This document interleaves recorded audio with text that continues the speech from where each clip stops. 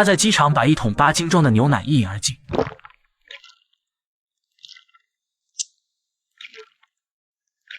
人才啊！好不容易上了飞机，又对空姐提出了一个过分的要求。先生，请问有什么需要吗？你把窗户打开透透气呗。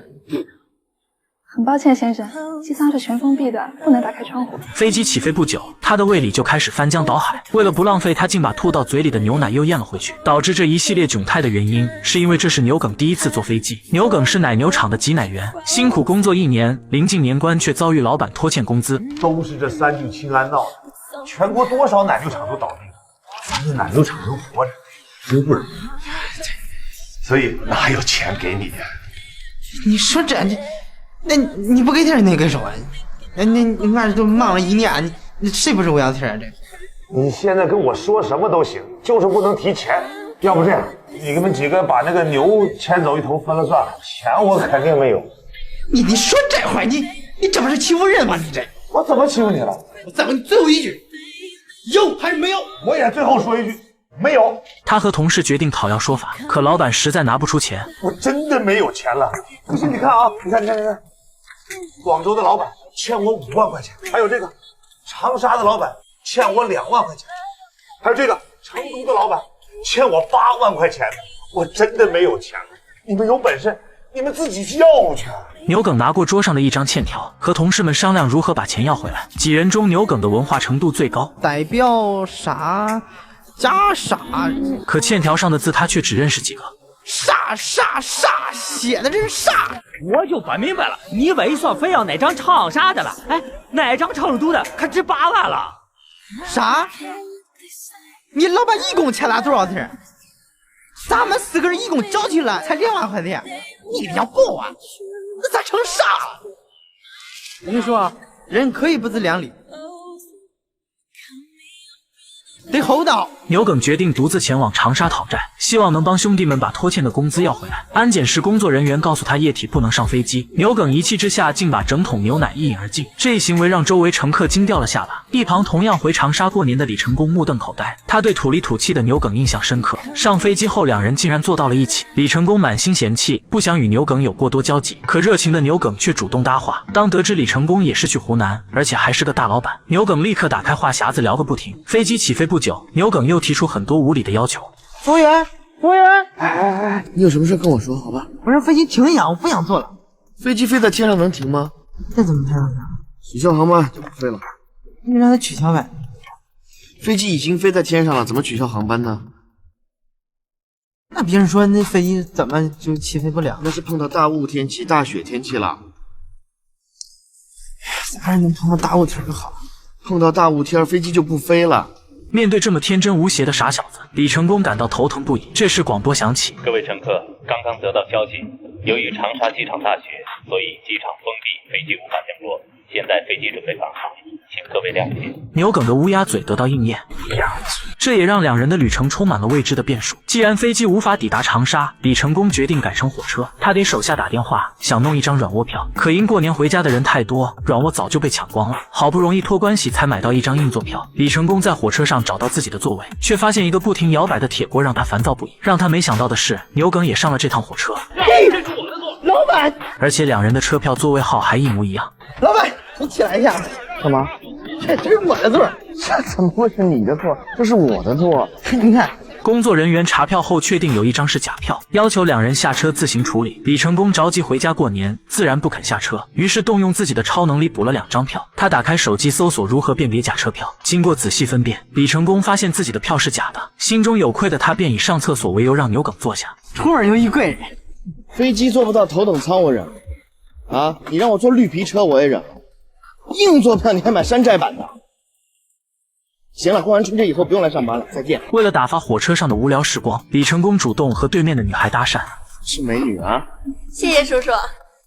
叔叔还太夸张了吧？我90后的啊，老板90后的，看着不像的。我90后上大学的。啊，你那也不小了。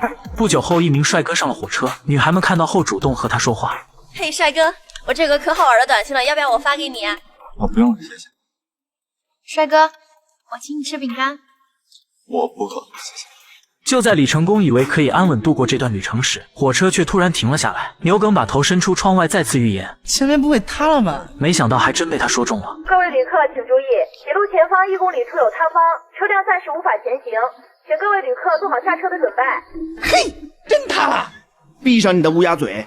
由于火车无法继续行驶，乘客们只能下车徒步往前走。李成功通过打听坐上了大巴，本以为终于摆脱了牛耿，可牛耿还是在客车即将发动之时赶了上来。当客车晃晃悠悠地行驶到路程的一半时，意外毫无征兆地再次降临。哎，怎么了？怎么不走了？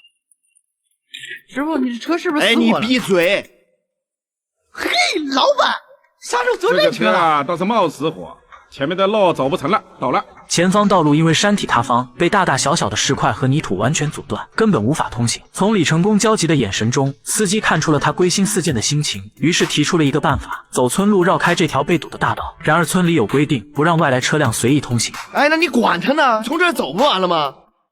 那怎么能行呢？公司有规定，司机不能随便更改线路。哎，规定是死的，人是活的嘛，放着近路不走。走走走走。啊，那不行不行，出了事情哪个负责的呢？出了事情我负责，好不好？走吧走吧，你放着近路不走，在这儿堵着，等到猴年马月去啊！走吧走吧走吧，我加你钱还不行吗？那你说的啊，出了事情你负责任。可命运似乎总爱捉弄人，牛耿那仿佛自带的倒霉定律似乎又要开始生效。在经过一个极为狭小的路口时，大巴车一个不慎将一位大娘撞翻在地，司机吓得脸色惨白，手忙脚乱的赶忙下车查看情况。大娘的老伴见状瞬间火冒三丈，怒气冲冲的就要找司机算账。司机将责任一股脑的推给了李成功。你给我下来！你给我下来！李成功身为老板，第一反应就是用钱来解决问题，想要私了此事。在他以往的认知里，很多事情似乎都能用金钱摆平，但这一次他失算了，钱根本解决不了眼前的麻烦。500，不过1000。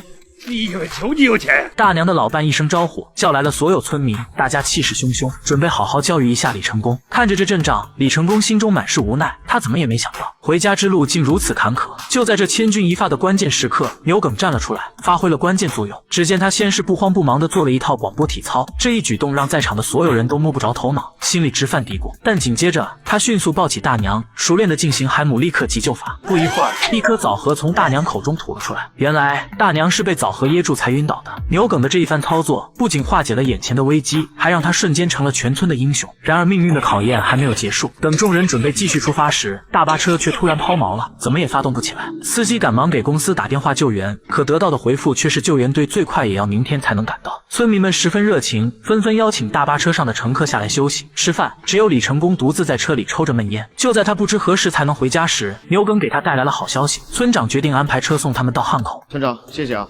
要谢就谢谢他，要不是看着这小伙子面子，像你这种人，我一年不晓得要打到几多条腿。在村长的安排下，几人搭乘堆满秸秆的拖拉机，一路颠簸着抵达了汉口。拖拉机发出的突突声，仿佛是这场艰难旅程的独特伴奏。到达汉口后，李成功马不停蹄地购买了前往长沙的车票，而牛耿却被一个坐在街边的女人吸引住了目光。那女人面前的地上用粉笔写满了字，字里行间都在诉说着自己没钱的艰难处境，看上去十分可怜。李成功在商场摸爬滚打多年，阅人无数，一眼就看出这女人大概率是个骗子。可牛耿却天生热心肠，单纯善良的他根本不愿意相信李成功的判断。在女人一把鼻涕一把泪的苦肉计下，牛耿心软了，毫不犹豫地把自己身上所有的钱都掏出来给了他。在这个充满套路的世界里，他还能如此毫无保留地相信他人，这份纯粹实在难得。但在现实生活中，这样的单纯就很容易吃亏上当。怎么回事？可我看真的像真的。什么真的呀？你不知道身份证能造假吗？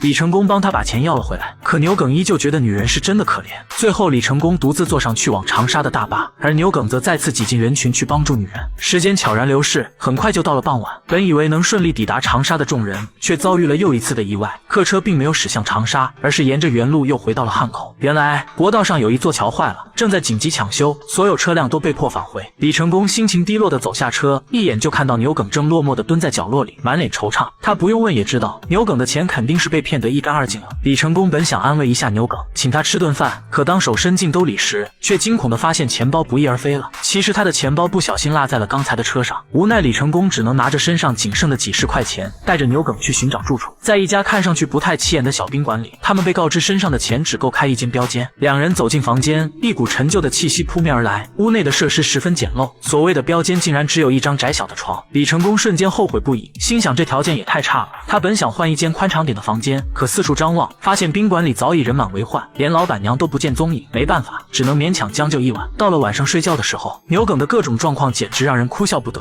他先是大声说着梦话，接着开始疯狂抢被子，没一会儿竟然还裸睡了起来，同时还伴随着磨牙、打嗝和放屁的声音。这一系列操作让李成功根本无法入睡，只能无奈地睁着眼睛，满心无奈地听着这些噪音。更倒霉的是，李成功半夜起夜时，竟然误闯进了一个美女的房间，被当成心怀不轨的奸夫。美女的老公气势汹汹地赶来捉奸，李成功吓得赶紧躲到窗帘后面，结果慌乱之中鞋子掉了下来，差点引发一场难以收场的误会。我说我走错房间了，你不信吗？这一晚上的经历真的是比电视剧还精彩，让人不禁感叹，怎么会有这么倒霉的事都凑到了一起。第二天一大早，牛耿从睡梦中醒来，发现李成功不见了踪影，他急忙出门寻找，最后在宾馆外面的走廊上发现了李成功，原来他在这儿睡了一夜。李成功看到牛耿，又好气又好笑地说：“你到底是干嘛的？啊，挤牛奶的。你是老天爷派下来惩罚我的吗？啊？你说飞机下来，飞机就下来；你说火车停，火车就停。我好不容易坐个大巴把你给甩了，居然还能掉头开回来！我发现你是妖精啊！全世界就你一是好人是吧？人间自有真情在是吧？昨天晚上我敲了整整40分钟的门，你听不见吗？我听见了，听见了你不给我开？切，我有时做梦了，俺梦儿正在吃火锅呢，俺隔壁来装动，快吵死了！原来是你啊！闪开！就在这时，客车工作人员匆匆赶来，将李成功丢失的钱包送了回来，还热情地推荐他们坐轮渡前往长沙。李成功和牛耿乘船前往长沙。昨晚的荒唐事让牛耿满心愧疚，默默与李成功保持距离。李成功看着身无分文的牛耿，心生怜悯，掏出几百块钱帮他。即便牛耿此前添了不少麻烦，这份困境中产生的微妙情感令人动容。轮渡上，李成功看着钱包里的照片发呆，牛耿想打破压抑气氛，于是把钱包抢了过来，结果照片一不小心被江风卷入大海。正当李成功准备找牛耿算账时，牛耿突然发现了骗他钱的女人。骗子！女骗子！别跑！我不能等船靠了岸，离他近点再喊吗？二人追了几条街后走散。李成功找到女人住处，发现屋子里有很多生病的孩子，这些都是无家可归的孤儿。女人骗钱也是为了给他们治病。得知真相后，两人把钱都留给了孩子，他们身上只剩了4块零钱。牛耿提议用这4块钱买彩票，没想到李成功竟中了1等奖。我中了！啥？别骗我！大2年也中了，真的我中了！大奖！电摩车！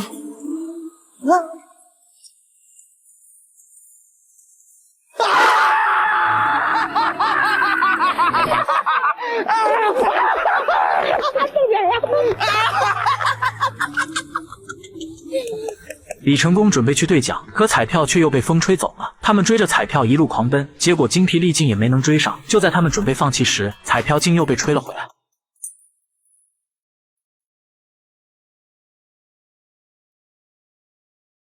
他们中了一辆面包车，没驾照的牛耿非要开车。哎，看路行不行你？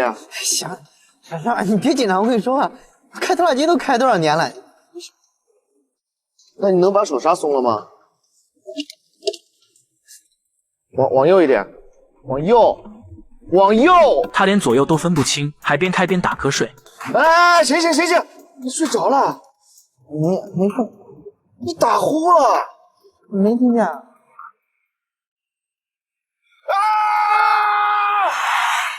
最终车子翻倒漏油，牛耿以为车要爆炸，两人跳车躲避，结果虚惊一场。夜幕降临，来到了大年30，面对翻倒的车，他们知道回不了家了，于是在路边升起篝火。吃泡面时，李成功开始反思人生。他身为上市公司老板，事业成功，却没得到员工的喜爱；作为儿子，没能在父亲临终前尽孝；作为丈夫，没有体谅家中辛苦的妻子。此刻他意识到自己的人生在情感方面是失败的。第二天清晨，他们继续上路，路上李成功瞧见一辆车驶来，大概是长久身居高位的自信作祟，竟试图让车停下再上他们，结果汽车呼啸而过。没走多远，牛耿面露痛苦。怎么了？我不想这，痛怎么动啊？牛耿想让李成功背他，起初李成功满心不情愿，毕竟一路折腾下来他也疲惫不堪。但看到牛耿痛苦的模样，心中的不忍还是占了上风。他背起牛耿继续前进，这一背展现了两人在患难中逐渐深厚的情谊。即使牛耿总是闯祸，可李成功在这一刻选择了担当。谁乌鸦嘴啊？我怎么不是乌鸦嘴？哎，那这次翻车那可不是我说的。哼，那我要真乌鸦嘴的话，那我现在就想让他来两招，咚撞一下。你说他来吗？哎，你说来吗？没想到竟真的发生了车祸，现场一片狼藉，两人毫不犹豫冲上去帮忙，在他们的共同努力下，帮司机挽回了损失。司机感激不已，得知他们要去长沙，便捎上了他们。他们在帮助他人同时，也为自己的旅程赢得了便利。当两人抵达长沙，早已狼狈不堪。李成功带牛耿一起去买了新衣服。分别时刻，李成功祝牛耿讨债顺利。牛耿虽不善言辞，但真诚的回以祝福。这段充满波折的旅程，让他们收获了珍贵的友谊。李成功推开家门，看到等待他的家人，眼眶瞬间湿润。历经千辛万苦回到家，他终于明白，事业再成功也比不上家人的陪伴。最后，李成功担心牛耿要不回欠款，于是让手下给他送了2万块钱。人生路上，我们常常追求功成名就，却容易忽略身边真正重要的东西。只有经历挫折磨难，才懂得珍惜平凡生活中的温暖瞬间，珍惜家人与朋友。老板，我拿到钱了。哦，真的？那恭喜你了，人间自有真情在。行，晚上等你吃饭。新年快乐。老板，钱都给他了。我已经知道了。这个牛耿是你什么人啊？他是我的，